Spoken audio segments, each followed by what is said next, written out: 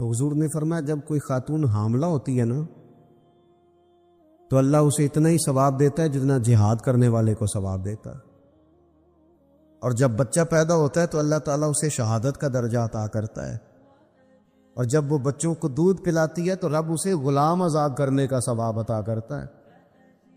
میری بہنوں ماں بچیوں یاد رکھو مرد کے بھی حق ہے، اور رسول کریم صلی اللہ علیہ وسلم نے جو فرمایا ہے ہم اس میں کمی پیشی کے حقدار نہیں ہے، یاد رکھنا ان کے بھی حقوق ہے۔ رسول کریم صلی اللہ علیہ وسلم نے فرمایا مرد پر سب سے زیادہ حق اس کی اماں کا ہے، سب سے زیادہ حق اس کی اماں کا ہے، اور عورت پر سب سے زیادہ حق اس کے شوہر کا ہے، سب سے زیادہ، بھائی سے بہن سے۔ اگر وہ پسند نہیں کرتا ملاقات کرنا تو نہ کر، اگر وہ، اور حضور سید عالم صلی اللہ علیہ وسلم نے فرمایا بی بی نمازیں پڑھے، روزے رکھے، تلاوتیں کرے، لیکن اس کا خامن ناراض ہو، اللہ اس کی کوئی نماز قبول نہیں فرماتا، اللہ اس کا کوئی روزہ قبول نہیں فرماتا، اس کی کوئی تسبیح قبول نہیں فرماتا۔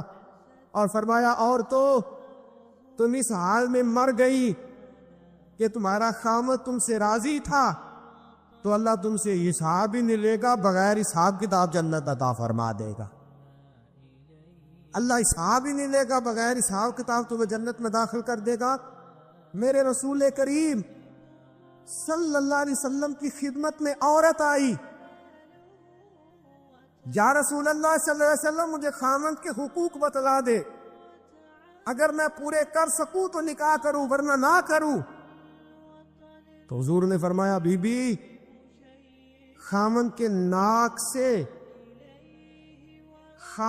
ناک سے پیپ نکلے، ریشہ نکلے، بدبودار پیپ نکلے خامند کے ناک سے، اور عورت اپنی زبان سے بھی صاف کر دے تو تب بھی خامند کا حق ادا نہیں ہوتا۔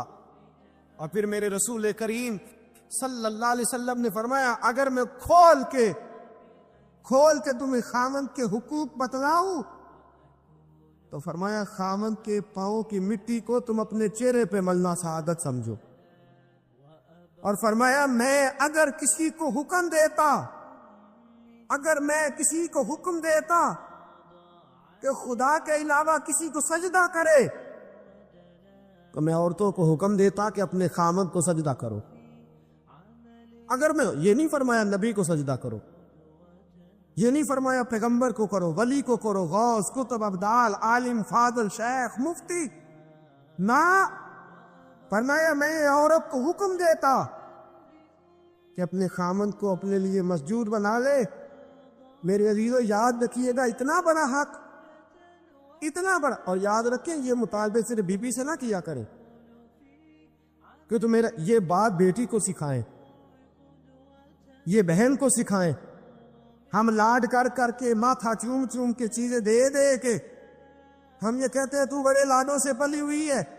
یاد رکھیے گا میرے دوستو اس کو سکھاؤ، عورت اگر تکلیف میں وقت گزارنا سیکھ گئی تو بات بن گئی، وہ اگر برداشت کرنا سیکھ گئی تو بات بن گئی۔ اور یاد رکھے میرے اعلیٰ حضرت نے فرمایا جس بیوی میں قوت برداشت پیدا ہوگی اللہ اس کی دنیا بھی اس کے لیے وسیع کر دے گا، آخرت میں بھی جنت میں مکان بڑا ہی عطا فرمائے گا، دنیا بھی وسیع کر دے گا اس کے لیے، بس وسیع کر دے گا دنیا۔ فرمایا اگر اس کا خامد اس کے ساتھ اچھا سلوک نہیں کرے گا تو اولاد ضرور اچھا سلوک کرے گی، اولاد ضرور اچھا سلوک کرے گی۔ تو بی بی اپنے خامد کا حق ادا کرے۔ میرے رسول کریم صلی اللہ تعالی علیہ وسلم نے فرمایا خامد اگر بلائے اور بیوی کی روٹیاں تنور میں جل رہی ہوں تو چھوڑ دے، پہلے خامد کی بات سنے۔ فرمایا خامد اپنے بستر پہ بلائے اور اگر بیوی نے آنے سے انکار کر دیا اور بیوی نہ آئی، ساری رات فرشتے اس عورت پر لعنتیں برساتے رہیں گے، ساری رات لعنتیں برسائیں گے فرشتے۔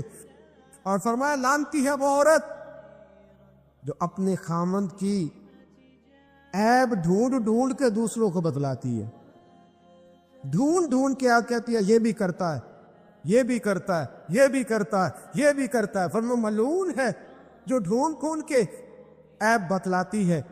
میرے رسول پاک علیہ السلام نے فرمایا دنیا ایک دولت ہے اور دنیا کی بہترین دولت ایک نیک بیوی ہے۔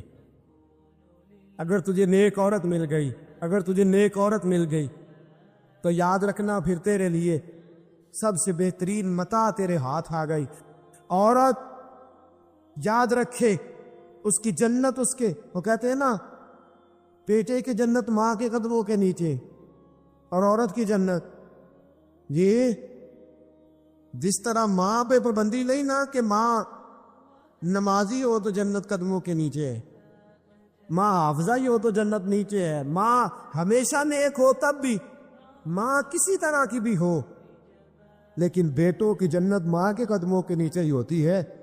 تو بیوی یاد رکھ، شوہر تیرا کسی طرح کا بھی ہو، تیری جنت شوہر کے قدموں سے ہی وابستہ ہے، تیری جنت اسی۔ اور پھر پڑھے لکھے ہونے کا مطلب یہ کوئی نہیں کہ میں طلاق لے لوں اور میں جناب میں نے بی اے کیا ہوگا، میں روٹی پکا کے کھا سکتی ہوں، مجھے تیری ضرورت نہیں، میرا بھائی بڑا رئیس ہے، میرے ابا جی کے بعد بڑے پیسے ہیں، مجھے کما کے دے لیں گے۔ یاد رکھ پڑھا لکھا اس کو نہیں کہتے جو باتیں زیادہ کر لے، پڑھا لکھا اس کو نہیں کہتے جو مقابلہ زیادہ کر لے، پڑھا لکھا اس کو نہیں کہتے جو جواب کے اندر تنقید زیادہ کر لے۔ پڑھا لکھا وہ ہوتا ہے جس کا حوصلہ پڑھا لکھا ہوتا ہے۔ پڑھی لکھی بیوی وہ ہوتی ہے جو فرما بردار زیادہ ہوتی ہے، پڑھی لکھی وہ ہوتی ہے جو آداب سے زیادہ آگاہ ہوتی ہے، پڑھی لکھی عورت وہ ہوتی ہے جو خاوند کی عزت زیادہ کرتی۔ میرے رسول پاک صلی اللہ تعالی علیہ وسلم نے فرمایا میں نے دوزخ میں عورتوں کو زیادہ دیکھا ہے۔ حضور کیوں؟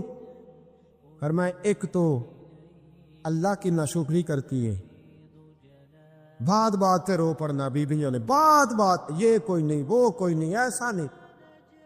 اگر میری بہنیں ناراض نہ ہو جائے، مائیں ناراض نہ ہو جائے تو مجھے ویسے تلاش ہے اس بیوی کی جو سکھی ہو۔ اگر اس کو اپنے گھر میں سارا سکھ ہے نا تو اس کو بھائیوں کا دکھ شروع ہو جائے گا۔ میرا وہ جو 9 بھائی ہیں نا، میرے نام ایک ہی اولاد کوئی نہیں، لہذا میں بڑی دکھی ہوں۔ بھئی 8 کی ہے تو خوشی کر لے، تو نہ رو۔ کہتی ہے باقی تو سارے ٹھیک ہے، 11 بہنیں ہیں، وہ جو 11ویں ہے نا اس کا خاوند اچھا نہیں، بھی تو نہ نا اپنے گھر میں رونا ڈال۔ روتی رہتی ہے، ناشکری کرتی رہتی ہے، ہر وقت ناشکری، کچھ نہیں۔ اور بخاری کے لفظ ہے، بیبیوں یاد رکھنا، یہ حضور کا فرمان پیش کرنے لگا بخاری کے، فرمایا ساری عمر خاوند اپنی بیوی کے ساتھ اس نے سلوک کرے، ایک دن سلوک نہ کر سکے تو کہتی ہے جب سے تیرے گھر آئی ہوں میں نے تو سکھ پایا ہی کوئی نہیں۔ یہ بخاری ہے۔ فرمایا ساری زندگی احسانات کر، تو ایک دن نہیں نہ دیتا تو کہتی ہے وہ فلانی بڑی سکھی ہے، وہ فلانی بڑی اچھی ہے، فلانی۔ اور نبی پاک صلی اللہ علیہ وسلم نے فرمایا وہ عورت بڑی بدبخت ہے کہ جو اپنے خامند کے سامنے دوسرے مردوں کی فضیلت بیان کرتی ہے، کہتی ہے وہ دیکھے نا میرا جیٹ، میرا دیور، میرا فلانا بہنوئی وہ کتنا اچھا ہے۔ اور میں جو دوسروں کی خوبیاں اپنے شوہر کے سامنے بیان کر کے اپنے شوہر کی گردن جھکاتی ہے، بڑی بدبخت ہے، بڑی بری حرکتیں کر رہی ہے۔ عزیز دوستو یاد رکھیے گا بیویاں، یہ ساری باتیں ہم نے سکھانی ہے، یہ ساری چیزیں ہم نے عورتوں کو بتلانی ہے، یہ سارے کام کاج ہم نے عورتوں کو سکھانے۔ میرے رسول پاک صلی اللہ تعالی علیہ وسلم نے فرمایا اچھی بیوی وہ ہوتی ہے جو نیکی میں مددگار ثابت ہوتی ہے۔ اچھی بیوی کون ہوتی ہے؟ جو نیکی میں حضور نے ایک دعا دی، نبی پاک کی دعا لینی ہے، چاہیے دعا حضور کی، دعا حضور دینے لگے۔ اللہ کرے ہم سب یہ دعا حاصل کرنے والے بن جائے۔ حضور نے فرمایا یا اللہ میرے اس امتی پر رحم فرما جو سویرے اپنی بیوی کو نماز کے لیے جگاتا ہے، اور اگر نہیں اٹھتی تو اس کے چہرے پر پانی چھڑک دیتا ہے۔ بخاری مسلم۔ فرمایا اے اللہ اس بیوی پر رحم فرما جو سویرے اپنے خامند کو نماز کے لیے جگاتی ہے، سویرے اپنے خامند کو نماز کے لیے جگاتی ہے، اور اگر نہیں اٹھتا تو اس کے چہرے پہ پانی چھڑک دیتی ہے، لیکن کہتی ہے اٹھیے۔ فرمایا یہ صالح عورت کی علامت ہے، اور پھر اپنے گھر کا خیال رکھے۔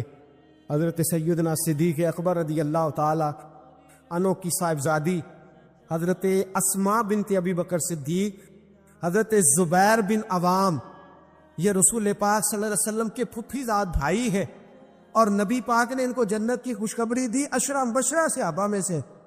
حضرت زبیر بن عوام رضی اللہ تعالیٰ عنہ، حضرت زبیر بن عوام کے ساتھ حضرت صدیق اکبر رضی اللہ تعالیٰ عنہ کی بڑی صاحبزادی حضرت اسماء بنت ابی بکر صدیق کا نکاح ہوا تھا۔ حضرت اسماء کہتی ہیں میں اپنے باپ کے گھر سے گئی، سیدنا صدیق اکبر کو اللہ نے بڑا مال دیا ہوا تھا، بڑی دولت تھی، نوکر چاکر تھے، بڑا کچھ تھا۔ فرماتی ہیں لیکن جب میں اپنے شوہر کے گھر گئی کوئی کام کاج کرنے والا نہیں، کوئی مدد کرنے والا نہیں۔ فرماتے ایک گھوڑا ایک اونٹ میرے شوہر کا، فرماتی ہیں گھوڑے کے لیے گھاس بھی میں لاتی اور کھجوروں کی گٹھلیاں چن کے لاتی، چکی میں لا کے پیستی اور اونٹ کے لیے غذا تیار کرتی۔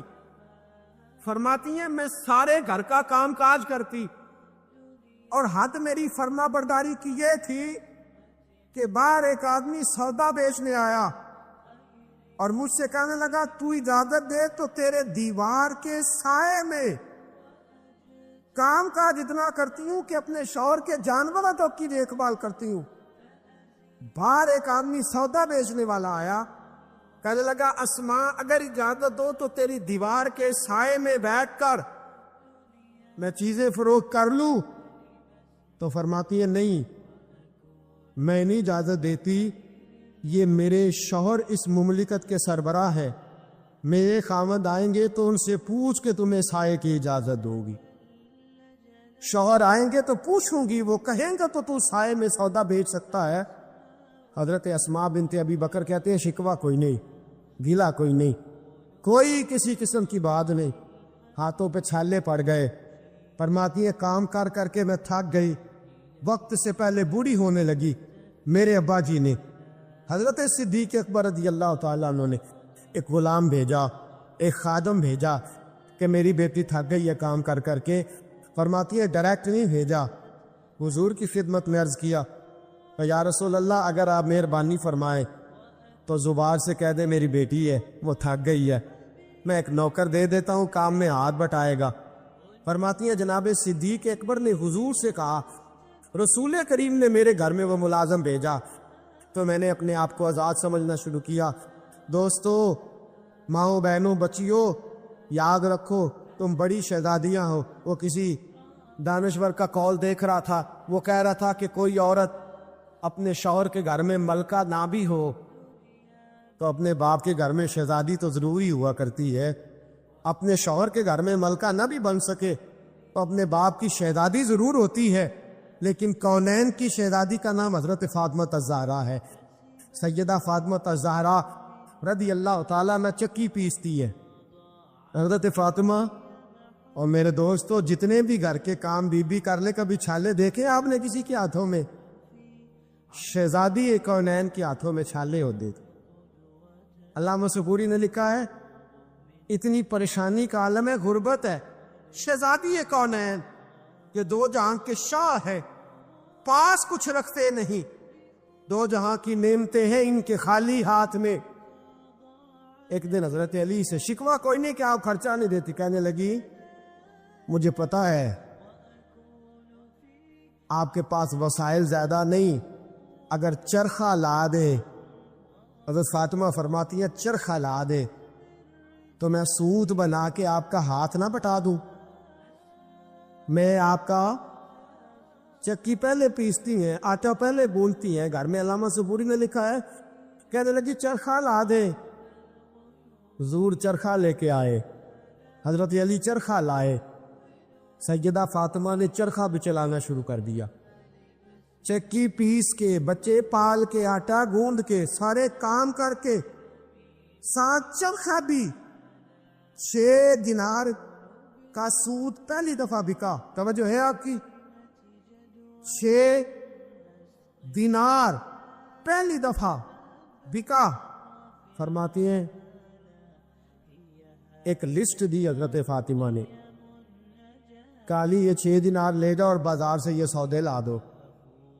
حضرت علی المرتضیٰ شیر خدا فرماتے بازار گیا تو سامنے سے مجھے ایک شخص ملا، وہ مانگ رہا ہے، بھیک مانگ رہا ہے، میرے پاس آیا، کہنے لگا علی کچھ دینا۔ میں نے کہا کیا چاہیے؟ کہنے لگا 6 دینار۔ کتنے؟ فرماتے ہیں الہی ماجرا کیا ہے؟ جیب میں ہاتھ ڈالا، یہ مصطفیٰ کا گھرانہ ہے، یہ رسول اللہ کا گھرانہ ہے، اور تیری نسل پاک میں ہے بچہ بچہ نور کا، تو ہے نے نور تیرا، سب گھرانہ ہی نور کا۔ رسول پاک کے داماد مقتدر نے جیب میں ہاتھ ڈالا، 6 دینار دے دیے۔ فرماتے ہیں دل میں خیال آیا کہ گھر جا کے فاطمہ کو کیا جواب دینا، اس نے تو محنت کر کے کمائے تھے۔ فرماتے ہیں میں نے رخ پھیرا تو ایک آدمی بھاگا بھاگا آ رہا ہے، کہنے لگا انت علی، آپ علی ہیں؟ میں نے کہا ہاں میں علی ہوں۔ نام من انت، تو کون ہے؟ کہتے میں بازار نہیں جانتا، تو کون ہے؟ کہنے لگا یہ چھوڑیے، آپ نہیں جانتے، میں تو آپ کو جانتا ہوں۔ آپ کو سارا زمانہ دیواریں ہلتی رہتی ہیں اور در کانپ جاتا ہے، علی کا نام سن کے اب بھی خیبر کانپ جاتا ہے۔ فرمایا میں تو آپ کو جانتا ہوں نا۔ کہا کیا بات ہے؟ کہنے لگا مجھے سفر پہ جانا پڑا، یہ اونٹ بیچنا ہے، خریدیں گے؟ کتنے کا؟ کہنے لگا 100 دینار۔ فرمایا میرے پاس تو پیسے نہیں۔ کہنے لگا جب ہوں گے دے دینا۔ جب حضرت علی کہتے ہیں میں نے اس سے لگام پکڑی، وہ چلا گیا، میں نے رخ پھیرا ہی تھا، ایک بندہ آگے کہنے لگا جی اونٹ بیچیں گے؟ اونٹ بیچیں گے؟ میں نے کہا بیچنا ہے، کیا دو گے؟ کہنے لگا آگے گیا، پیچھے گیا، اونٹ کے دائیں گیا، بائیں گیا، کیا لیں گے؟ میں نے کہا آپ بتائیے۔ کہنے لگا جی 160 دینار۔ خریدا کتنے کا؟ اور ادھار بیچا کتنے کا؟ اور نگد؟ فرماتے ہیں میں نے اس کو دیا، 160 دینار لیے۔ اب میرے دل میں خیال ہے وہ جس سے خریدا تھا وہ مل جائے تو واپس تو کر دوں۔ فرماتے ہیں میں ڈھونڈنے لگا، ڈھونڈتے ڈھونڈتے مجھے مل گیا۔ میں نے کہا پکڑ اپنے پیسے۔ 100 دینار اس کو دیا، 6 دینار کا سودا خریدا، 54 دینار جیب میں ڈالے، لا کے سیدہ فاطمہ کی گود میں رکھے۔ میں نے کہا فاطمہ 54 دینار، پاک نبی کی پاک بیٹی، عزت والے رسول کی عزت والی بیٹی۔ یہ نہیں فرمایا کہ جو آتا ہے جہاں سے مرضی لا، میرے خرچے پورے کر، یہ نہیں فرمایا۔ کالی میری جرت نہیں پوچھ سکوں، پر میں چاہتی ہوں میرے بچوں کے گلے سے جو لقمہ اترے حلال کا اترے۔ میں پوچھ سکتی ہوں 54 دینار کہاں سے آئے؟ حضرت علی کہنے لگے کونین کے بادشاہ کی بیٹی، 100 دینار تیرے، 6 دینار تو درویش اور فقیر لے گیا۔ 100 دینار کا اونٹ خریدا، 160 کا بیچا، 6 کا سودا لے آیا، 54 واپس لے آیا۔ بیٹیاں بیٹیاں ہی ہوتی ہے، بیٹیاں بیٹیاں ہی ہوتی ہے۔ بیٹی 7 سمندر پار بھی ہو تو خیر اپنے ابا جی کے گھر کی مانگتی رہتی ہے، بیٹیاں بیٹی ہوتی ہے۔ حضرت فاطمہ کہنے لگی جائیے پہلے جا کے حضور کو تو بتا کے آئیے، اس برکت کے بارے میں حضور کو تو بتلا کے آئیے۔ شیر خدا کہتے ہیں مسجد نبی میں قدم رکھا، خیال آیا خیال آیا خیال آیا، مسلمان نیک و بد پہچان جاتے ہیں، محمد آدمی کے دل کی باتیں جان جاتے ہیں۔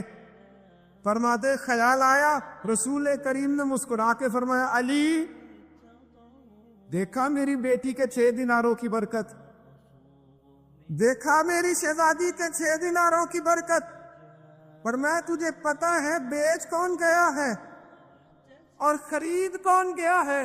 کیا سنیا میں نہیں جانتا۔ فرمایا جو اونٹ بیچنے آئے وہ میکائیل تھے اور جو خرید کے لے گئے وہ جبریل امین تھے۔ فرمایا جو آئے وہ جبریل، جو آئے بیچ گئے میکائیل تھے اور جو لے گئے اور بندوبست کرا رہا تھا میرا مولا خدا قدبیر مجلس بود، بندوبست کرا رہا تھا میرا رب، میرا رب بندوبست کرا رہا تھا بہنوں بیٹیوں۔ فرمایا جو بھی اچھے عمل کرے چاہے مرد ہو چاہے عورت ہو، وَهُوَ مُؤْمِن، شرط یہ ہے کہ مومن ہو۔ فَلَنُحْيِيَنَّهُ حَيَاتًا طَيِّبًا، فرمایا ہم اسے پاکیزہ زندگی عطا فرما دیں گے، حیات طیبہ دے دیں گے اسے، پاکیزہ زندگی۔ شرط کیا ہے؟ من عامل صالحا، نیک عمل کرے۔ کون سے عمل کرے؟ اٹھنا بیٹھنا کھانا پینا چلنا سونا جاگنا محتاط ہو اس کا، وہ نیکی کرے۔ قرآن پاک کے لفظوں کے حسن پر غور فرمائیے گا، فرمایا فَلَنُحْيِيَنَّهُ حَيَاتًا طَيِّبًا، ہم ضرور اسے پاکیزہ زندگی عطا فرما دیں، صاف ستھری زندگی، معیاری زندگی، خوبصورت شب و روز، آئیڈیل زندگی جس کو لوگ کہیں گے، وہ والی زندگی اسے دیں۔ اور دوسرے مقام پر سورہ طٰہٰ کی آیت نمبر 124 میں فرمایا وَمَنْ أَعْرَضَ عَنْ ذِكْرِی، جو ہمارے ذکر سے منہ پھیرے گا، جو ہمارا کھا کے چہرہ کسی اور طرف کرے گا، جو چلے گا ہماری زمین پر لیکن توجہ کسی اور طرف ہوگی، آسمان کی چھت ہماری بنائی ہوئی لیکن اس کے خیالات کہیں اور ہوں گے، فَإِنَّ لَهُ مَعِيشَةً ضَنْكًا، فرمایا ہم اسے تنگ زندگانی عطا کر دیں، اس کی زندگی تنگ ہو جائے گی، اس کی معیشت تنگ ہو جائے گی۔ گناہ زندگی کو تنگ کر دیتے، نیکی زندگی میں آسانی پیدا کرتی ہے۔ آپ کو اگر زندگی میں سکون چاہیے ہو تو آپ کسی غریب کی خدمت کر کے دیکھیں، اللہ کتنا سکون عطا کرتا ہے۔ آپ بڑے پاورفل بھی ہیں، بڑے طاقتور بھی ہیں اور بڑے باوقار بھی ہیں، لیکن کسی کو گالی دے کے آپ کا دل کبھی ٹھنڈا نہیں ہوگا، تکلیف ہوگی، اس کے اندر آزمائش ہوگی۔